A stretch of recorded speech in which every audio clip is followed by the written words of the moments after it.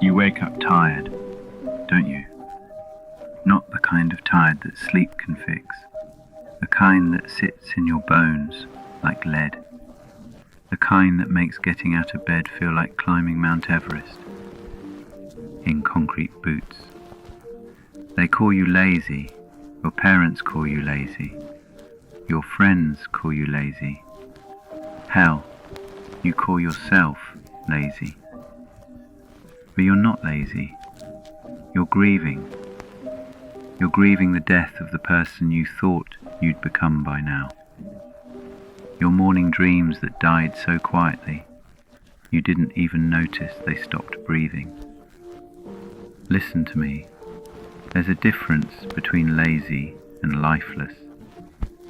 Lazy people don't care. You care so much, it's eating you alive. You care about everything and nothing all at once. You're drowning in a sea of your own unexpressed potential. You used to have fire in your belly, didn't you? You used to wake up with ideas. You used to believe that your life would matter, that you would create something, be someone, mean something. Now you can barely bring yourself to answer text messages. What happened wasn't laziness, it was betrayal. The world promised you that if you followed the rules, if you got good grades, if you were a good person, things would work out, life would have meaning, you would find your place. Instead, you found yourself in a job that pays your bills but empties your soul, in relationships that look good on paper but feel like suffocation, in a life that makes perfect sense to everyone else but feels like dying to you. You're not lazy, you're in survival mode. Your soul has gone into hibernation because staying awake hurts too much. Every morning you perform the ritual of being alive. You shower, you eat, you work, you smile when you're supposed to. You laugh at jokes that aren't funny. You pretend to care about things that feel meaningless. But inside you're screaming. You know what the cruelest part is. People look at your life and think you have it figured out. They see the apartment, the job, the Instagram posts, and they think you're winning. They don't see that you're dying a little more each day. The problem isn't that you're broken. The problem is that you're awake in a world that rewards sleepwalking. You're sensitive in a world that punishes feeling. You're deep in a world that celebrates shallow. Your laziness is actually your soul's rebellion against a life that doesn't fit.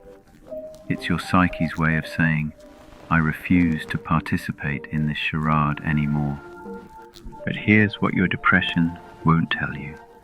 That deadness you feel, it's not permanent. It's not who you are. It's what happens when you abandon yourself for so long that you forget you exist. You think you need motivation, but what you really need is permission. Permission to want what you want.